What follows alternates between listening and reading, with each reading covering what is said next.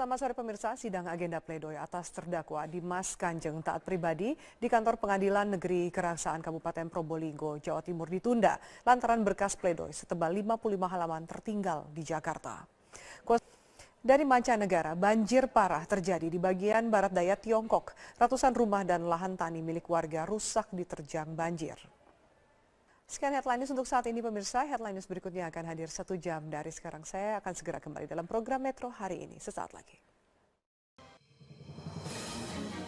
Pemerintah Malaysia menggelar razia besar-besaran terhadap pekerja asing ilegal yang masuk di berbagai bidang industri. Di wilayah Port Dickson, petugas imigrasi menemukan 77 pekerja ilegal dalam sebuah penggerbekan proyek konstruksi. Para pekerja asing ilegal yang ditangkap pemimpin kelompok ISIS Abu Bakar al-Baghdadi dipastikan tewas akibat serangan udara militer Rusia di Provinsi Nineveh, Irak yang terjadi pada akhir Mei lalu. Konfirmasi ini disampaikan oleh kelompok ISIS sendiri dan dikonfirmasi oleh Lembaga Pemerhati Hak Asasi Manusia Suriah. Karena sebelumnya kabar tewas belum bisa dipastikan kebenarannya.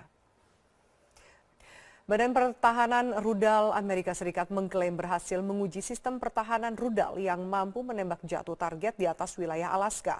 Sistem ini mampu mendeteksi rudal yang datang dan mengidentifikasinya sebagai ancaman. Sistem ini dikenal dengan nama. Mulai minggu lalu Amerika Serikat mengekspor gas alam ke Polandia. Hal ini bisa memicu potensi ketegangan baru dengan Rusia yang menguasai pasar energi di kawasan tersebut. Selengkapnya kita ikuti laporan reporter VOA Patsy Wida Kuswara. Pemirsa, kami akan jeda sejenak. Kami akan lanjutkan Metro hari ini dengan Presiden Jokowi melakukan kunjungan kerja ke Kabupaten Sumba Barat Daya NTT. Presiden menghadiri 2 festival sekaligus, yakni Festival Sandalwood dan Festival Tenun Ikat Sumba. Pagi, Presiden Joko Widodo menghadiri puncak pagelaran Hari Koperasi Nasional ke-70 di Makassar, Sulawesi Selatan. Selain memberikan sambutan, Presiden juga menyerahkan penghargaan kepada sejumlah pejabat negara dan tokoh koperasi. Untuk informasi selengkapnya, kita bergabung dengan Veronica Moniaga langsung dari lapangan Karebosi, Makassar. Ya, Veronica, apa pesan Presiden dalam Hari Koperasi ini? Ya baik, Afiani dan juga penghargaan yang diberikan kepada sejumlah pejabat dan tokoh, siapa saja yang mendapatkan penghargaan pada Harkopnas ke-70 ini? Ya baik. Veronica Moniaga, terima kasih atas laporan Anda dari Makassar, Sulawesi Selatan. Kita beralih ke informasi lain pemirsa. Setelah menuai sejumlah masalah, pendaftaran penerimaan peserta didik baru PPDB sistem zonasi berakhir hari ini. Di Bekasi, Jawa Barat, sejumlah sekolah masih menyisakan kursi kosong. Kondisi serupa juga terjadi di Sumeneb, Jawa Timur yang membuka kembali penerimaan peserta didik baru gelombang kedua karena belum mencukupi kuota. Lalu apa saja yang menjadi permasalahan utama dalam proses pendaftaran peserta didik baru di Indonesia? Sejumlah fakta dan data akan disampaikan oleh Rifai Pamone. Silakan Rifai. Informasi lain di mana proyek pembangunan tol Cilenyi Sumedang Dawuan atau Cisumdawu terus dikebut pengerjaannya. Saat ini proyek pembangunan sudah memasuki pengerjaan jalan bebas hambatan seksi 2 dari Rancakalong hingga Sumedang. Satuan Kerja Tol Cilenyi Sumedang Dawuan atau kami akan segera kembali usai jeda berikut ini dengan informasi lain di mana akibat berkas pembelaan tertinggal, sidang pledoi Dimas Kanjeng Taat Pribadi ditunda. Sebelumnya Taat Pribadi dituntut seumur hidup untuk dakwaan terlibat dalam pembunuhan. Pengadilan Negeri Probolinggo, Jawa Timur telah menuntut Dimas Kanjeng seumur hidup. Dimas dijerat dengan pasal pembunuhan berencana serta penipuan penggandaan uang. Rekan Vera Bahasuan mengulasnya dari Padepokan Dimas Kanjeng berikut ini. Ke informasi lain, 2 tersangka penganiayaan terhadap ahli telematika ITB Hermansyah menjalani prarekonstruksi di 3 lokasi. Tersangka kemudian dibawa ke Mapolda Metro Jaya untuk kepentingan penangkapan para pelaku yang masih buron. Lawrence Paliama, 3 hari pasca aksi penganiayaan terhadap pakar telematika ITB Hermansyah, aparat gabungan Polda Metro Jaya, Polresta Depok dan Polres Jakarta Timur membekuk 2 pelaku. Kedua pelaku ditangkap usai menyembunyikan mobil yang mereka gunakan saat kejadian. Sementara itu kepolisian masih mengejar pelaku lainnya. Informasi lain, setelah meringkus terduga teroris berinisial K di Tasikmalaya, Densus 88 Mabes Polri menangkap kembali 1 terduga teroris berinisial A di Kota Bandung tadi malam. Keduanya terkait dengan bom panci yang meledak di rumah kontrakan terduga teroris di kawasan Kubang Berem Sekejati, Kota Bandung, Jawa Barat. Informasi dari dunia olahraga akan kami hadirkan usai jeda berikut ini, diantaranya Pusat klub La Liga Spanyol Espanyol akan menyambangi kota Bandung pekan ini untuk melakoni laga uji coba menghadapi timnas Indonesia U19. Namun menghadapi tim Garuda Muda, Espanyol tidak akan menurunkan skuad intinya, melainkan pemain lapis kedua. Lalu pemirsa, seperti apa persiapan timnas Indonesia U19 menghadapi Espanyol dalam laga uji coba hari Jumat nanti? Reporter Najla Hilabi dan juru kamera Bayu Ramdhani akan menginformasikan selengkapnya untuk Anda dari Bandung, Jawa Barat. Pemirsa, kami akan lanjutkan Metro hari ini usai jeda berikut ini dengan informasi dari Yogyakarta. Pemerintah masih serius untuk meneruskan proyek reklamasi Teluk Jakarta. Menteri Koordinator Bidang Kemaritiman Luhut Binsar Panjaitan hari ini melaporkan hasil kajian reklamasi timnya ke Istana Negara dalam rapat terbatas.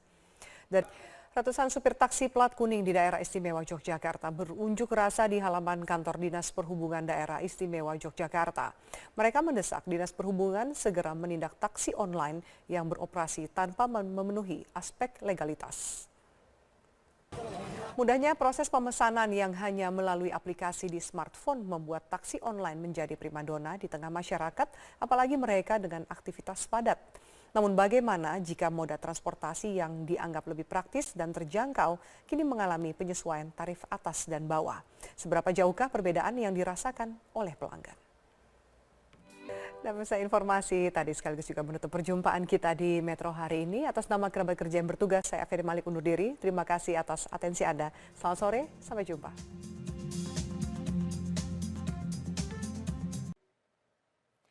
Selamat malam pemirsa, setelah diterjang banjir beberapa hari lalu, bendungan Tanah Rigela di Luwu, Sulawesi Selatan jebol sepanjang 20 meter. Akibat peristiwa ini ratusan hektar sawah di daerah tersebut terancam tidak terairi. 4 korban kapal tenggelam di perairan Kabupaten Pangkep, Sulawesi Selatan ditemukan dalam kondisi tewas. Jenazah korban ditemukan saling berdekatan.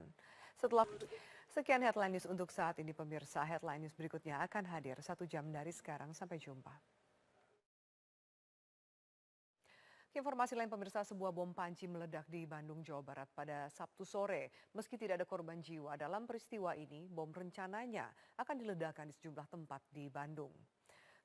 Hingga saat ini pemilik kontrakan berinisial AW sudah diamankan di Polrestabes Bandung. Sedangkan tim Jihandak Polda Jabar dan Inafis Polrestabes Bandung masih melakukan olah TKP.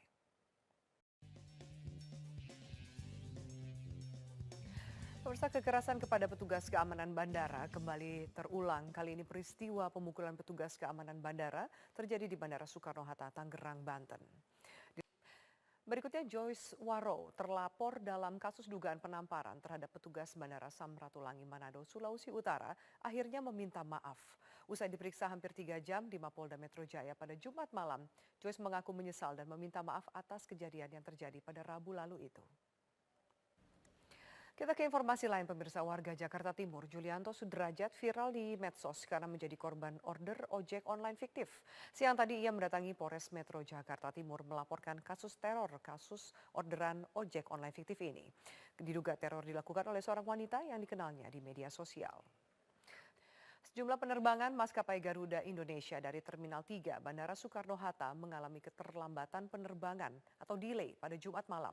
Penumpang bahkan harus menginap di bandara sampai mendapatkan penerbangan pengganti. Sejumlah penerbangan di Bandara Soekarno-Hatta mengalami keterlambatan sejak Jumat malam. Airnav sebagai pengawas lalu lintas udara mengklaim bertanggung jawab atas kesalahan ini. Pemirsa, proyek Simpang Susun Semanggi. Simpang Susun Semanggi akan diresmikan Presiden Joko Widodo pada tanggal 17 Agustus 2017 mendatang. Simpang Susun Semanggi diharapkan mampu mengurangi kemacetan di Jakarta sebanyak 30%. Informasi selengkapnya sudah kami rangkai dengan 8 berita lainnya dalam Top of the Top berikut ini. Pemirsa, sebuah bom panci meledak di Bandung, Jawa Barat pada Sabtu sore. Meski tidak ada korban jiwa dalam peristiwa ini, bom rencananya akan diledakkan di sejumlah tempat di Bandung. Ledakan terjadi di rumah kontrakan dan pemirsa, untuk mengetahui situasi terkini terkait ledakan bom panci di kawasan Buah Batu, Bandung, Jawa Barat, kami sudah bergabung dengan Sabrina Hasyila dari Bandung, Jawa Barat. Ya Sabrina, bagaimana situasi terkini di lokasi?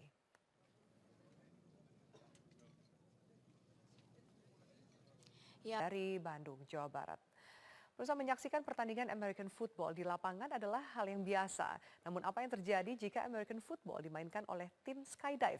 Aksi tim skydive bermain American football akan kami sajikan sebagai top picture pada malam hari ini dan sekaligus juga menutup perjumpaan kita di Top News. Atas nama kerabat kerja yang bertugas, saya Afiari Malik undur diri. Selamat malam, sampai jumpa. Have a nice weekend.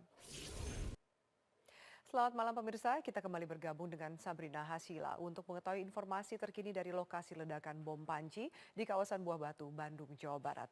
Sabrina, informasi apa lagi yang bisa Anda sampaikan?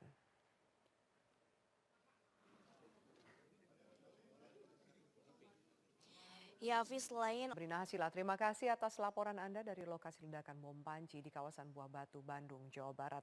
Pemirsa, sekian Headline News untuk saat ini. Headline News berikutnya akan hadir 1 jam dari sekarang. Sampai jumpa.